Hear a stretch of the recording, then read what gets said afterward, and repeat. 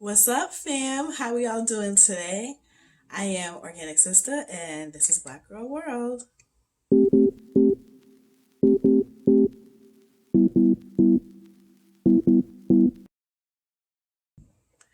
Thank you so much for joining me today. I want to continue on with my women's health series. So today, I'm here to talk to you about endometriosis, and I'm going to talk to you about my journey with endometriosis and um, what I've gone through. Because as you know, as you may or may not know, I do have endometriosis.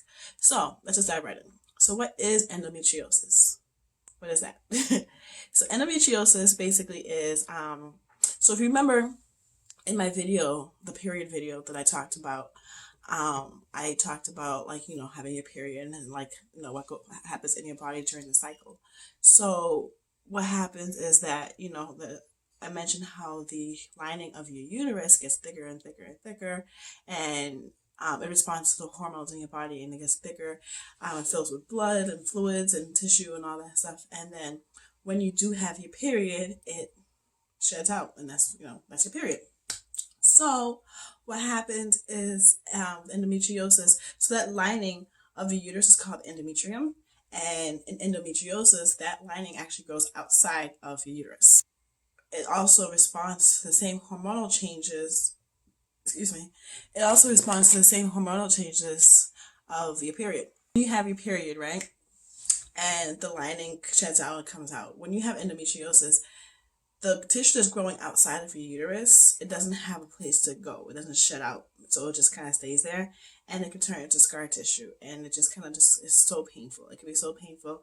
And so some of the symptoms are painful periods and heavy periods and longer than average periods. So someone's a typical period, typically lasts about 3 to 5 days. When I found that out, I was like, yo, seriously, 3 to 5 days?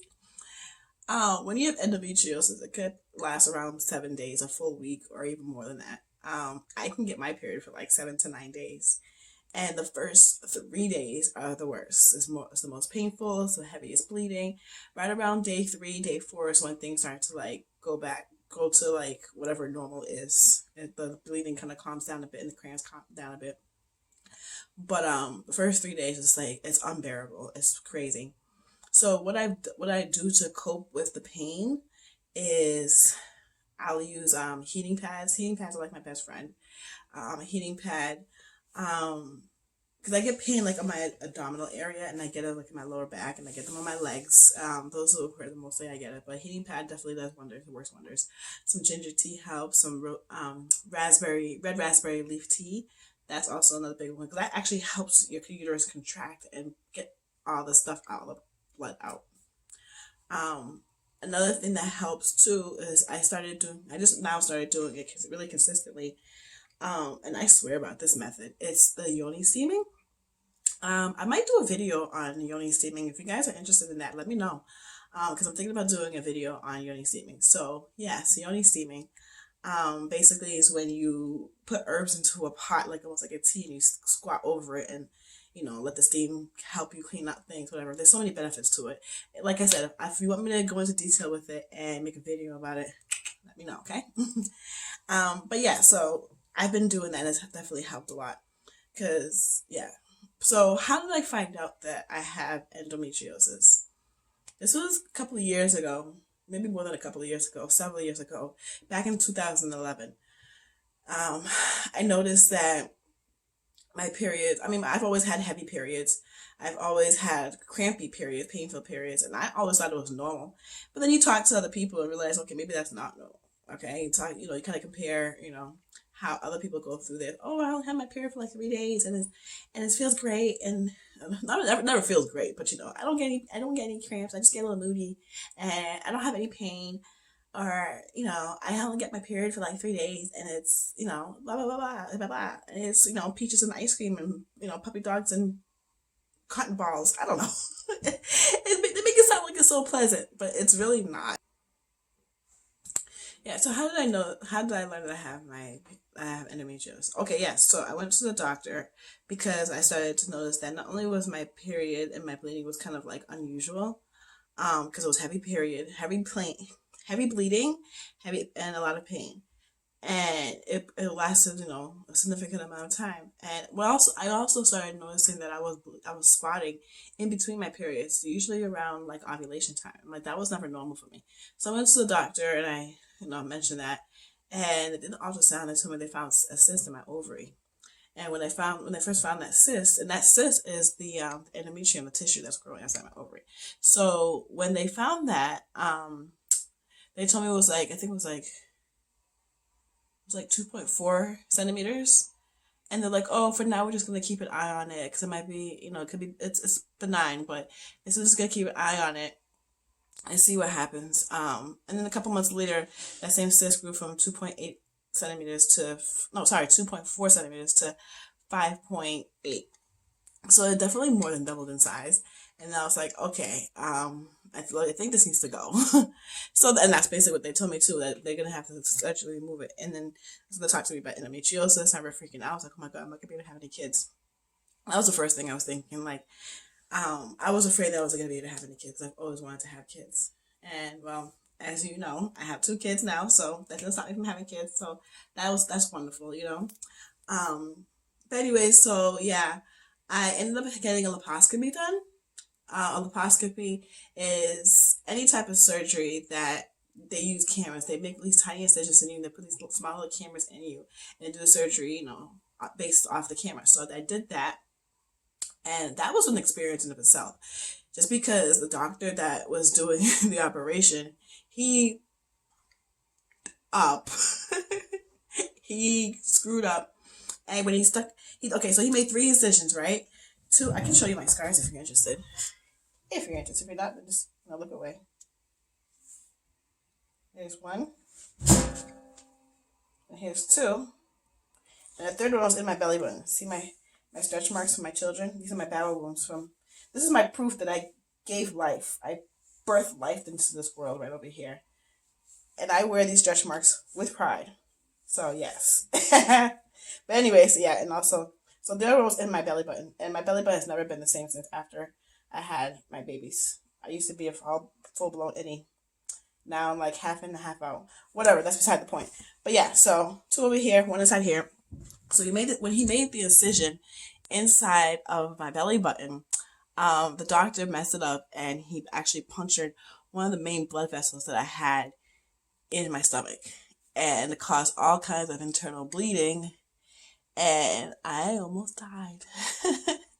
I just remember waking up from that surgery, and the first thing I'm hearing is the doctor saying, oh my God, I'm sorry. I'm so sorry. I'm so sorry. I'm so sorry. Let me tell you something, okay? Anybody who's going into the medical field, anybody who's becoming a doctor, anything like that, when a patient is waking up out of surgery, the first thing they're not trying to hear is you saying, I'm sorry, because she just put her whole life into your hands. She's trusting you with her life and her well-being. And the first thing you're saying is, I'm so sorry, I'm so sorry, I'm so sorry. Like, wait, what? Okay? What you say now? You say you're sorry? What the fuck did you do? So, I can't freak out or react because I am like heavily medicated. And there was a breathing tube like going across my nose. And I just remember like looking at him like, huh? Like, what do you mean you're sorry? And then he explained to me what happened, how he punctured the blood vessel in my stomach, and now I was currently bleeding internally. And he was talking about how that I was going to need a blood transfusion, an emergency blood transfusion. And if my body doesn't take the blood transfusion, then they'll have to cut my stomach open and take it from there. And I was like, well, on the outside, I was just like,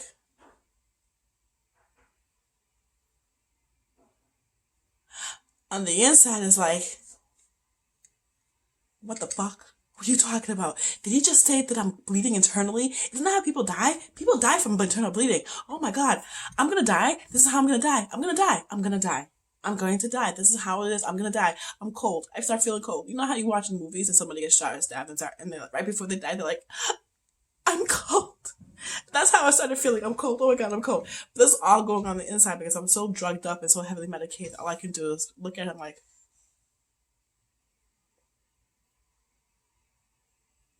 you feel me? Oh my god, I can laugh about it now, but that was no laughing matter. Anyway, so now I'm over here, I'm coughing. Also, I just started coughing. I feel a little tickle in my throat, I start coughing, I can't stop coughing.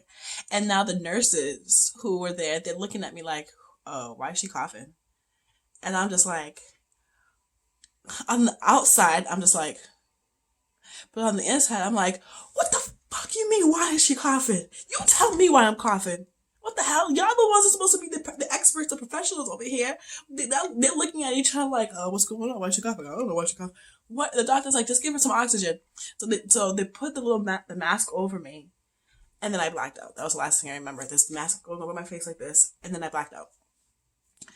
And I guess that's when, I assume that's when they did the blood transfusion. And then now, after that, when I woke up, now I'm in the ICU, and I'm hooked up to like, I don't know, like 7 different types of machines. I've got something on my neck, I got something in my hoo-ha, I got something on my arm, my other arm, I got machines on my legs trying to keep my blood circulating. I'm connected to all kinds of shit, and all kinds of shit. Yo, that wasn't emotional. And I was so sore, I couldn't even move, I couldn't even laugh. Now I'm able to talk, but I'm still like a little bit out of it. And the doctor tells me that the transfusion went fine, and they're gonna keep me there for overnight, and just to make sure that my body doesn't reject the blood. I'm like, okay. And they're like, and also I can't eat anything. I'm not allowed to eat anything. I can't eat or drink anything in case they have to go into my stomach. They need to keep my stomach empty. And I'm like, what the fuck? I'm hungry. You feel me? Like, can I suck on some ice at least? They gave me like a little sponge, a mini sponge on a stick that I could dip into ice water in case my mouth got dry. That was it. That was my breakfast, lunch, and dinner for the next day, for the next 24 hours. But anyway, so I just remember thinking, like, when I woke up, the first thing I'm thinking, I'm like, am I dead? Is this what dead is like? Is this dead? Am I dead? Like, I don't feel dead. But what does dead feel like, you know? And I'm just like trying to look around. I can't look around. And the doctor comes, and that's when the doctor comes and talks to me and tells me how everything went and everything. And I just remember thinking, like, the first thing I asked him, because now I can actually talk and articulate and communicate. And the first thing I asked him was, can I still have kids? He was like, yes. And I was like,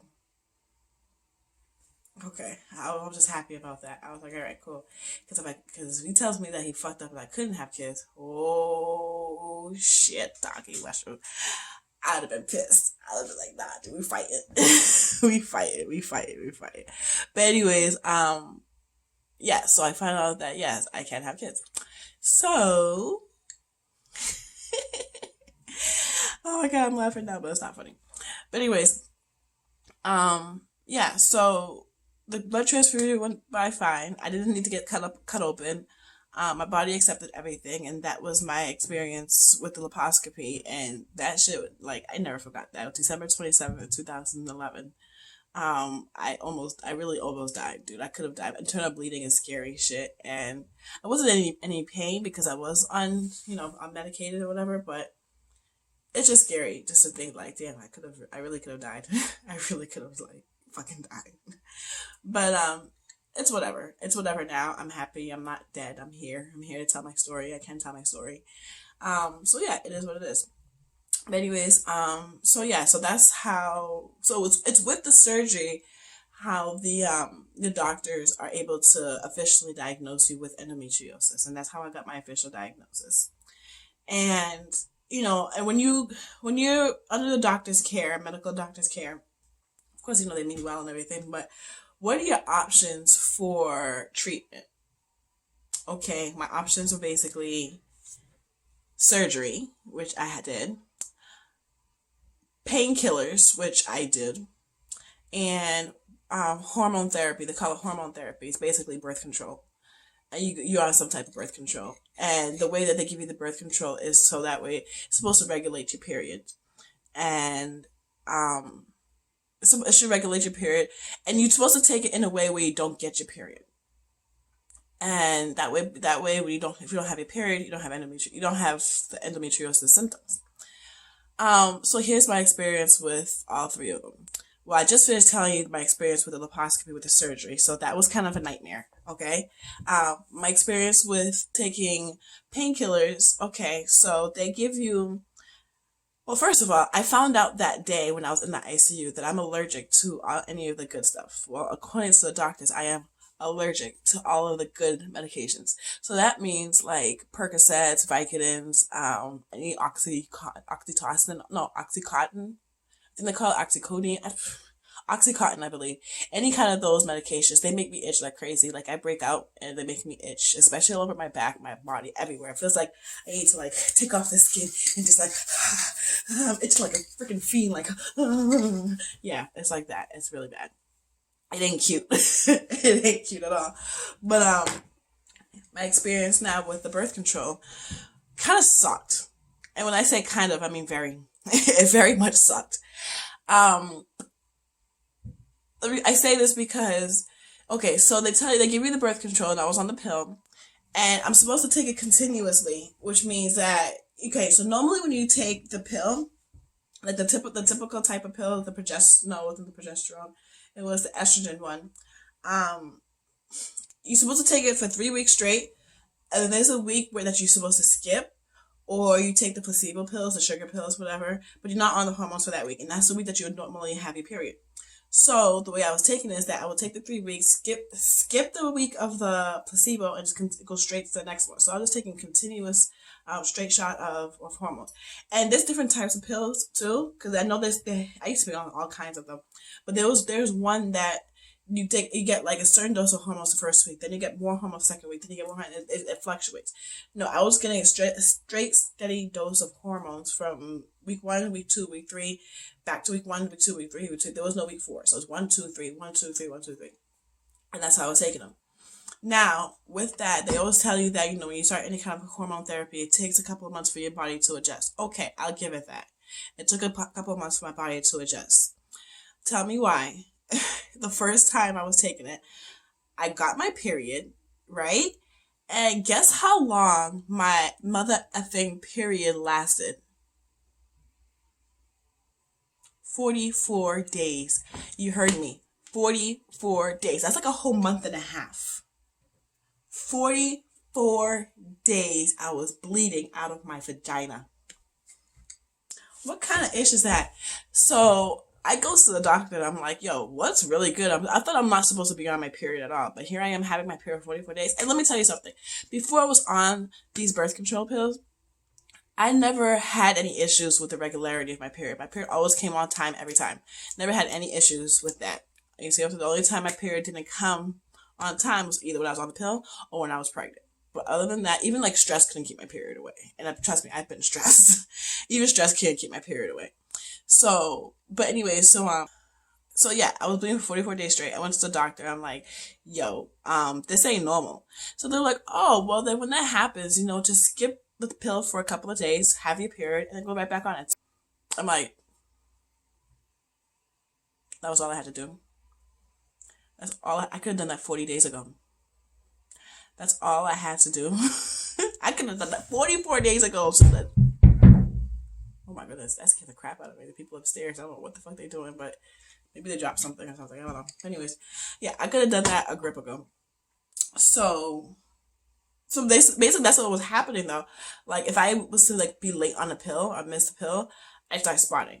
Or not even, I didn't even have to be late or I didn't have to miss them. I'll just start spotting randomly and I keep spotting, which turns into a whole period because now I have to stop taking the pill for a couple of days, have a period, full blown period. And so basically taking birth control is supposed to regulate your period. That shit was making my period mad irregular. It would be so unpredictable.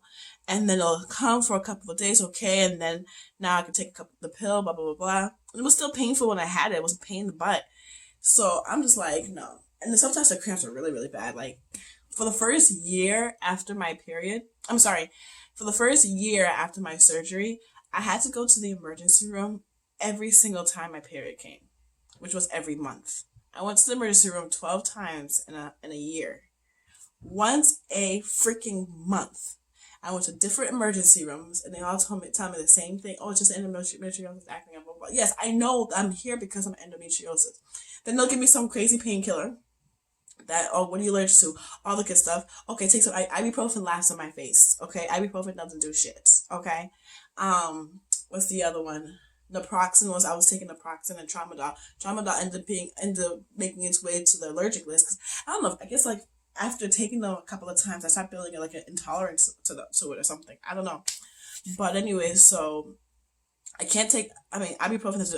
Honestly, none of the painkillers really do anything for me. I have like I need the heating pad, and I need the tea, and I need to not like be on my feet working and stuff like that. I used to get sent home from work and from like school. From school, I used to get sent to the nurse, but I used to get sent home from work because my period was so bad. I'm so glad it's not the case anymore. But yeah. So surgery sucked. Birth control nightmare. Painkillers. I want to tell all that. So like, what are my options? What can I do?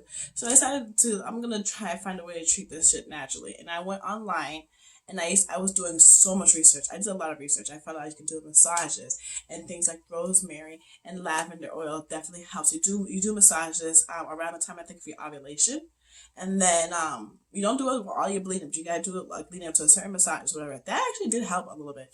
The heating pad, keep with the heating pad.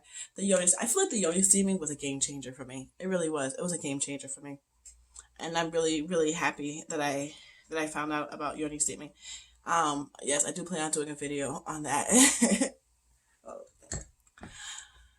It was a game changer for me, and I feel like yoni steaming is not just good for people who have endometriosis. It's good for people with PCOS. It's good for people with fibroids, uterine fibroids, with ovarian cysts, people who just have issues with fertility, and even like when you're done with the period days and you hit menopause, it can help with the vaginal dryness too. So yeah, I'm a huge believer of that. But anyways, so yeah, so that was my journey with endometriosis. But anyways, so I just wanted to come on here and talk to you guys about, the endometriosis and the reproductive issues and all that stuff. And I just want to say thank you so much. Thank you so much again for watching.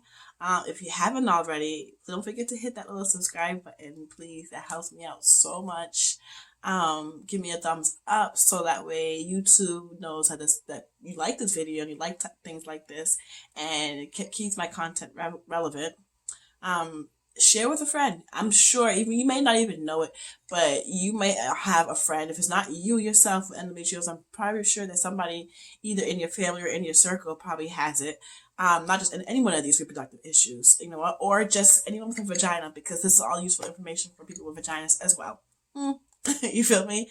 Fellas, if you're watching this too, maybe share with your mama, with your sister, with your daughters, with your kids, with somebody, with your wife, with your girlfriend, you'll definitely win some brownie points. I'll tell you that right now. If you have a wife or a girlfriend and who has endometriosis and you're doing research and you're sharing videos and liking videos and learning a lot from these, brownie points. Yeah.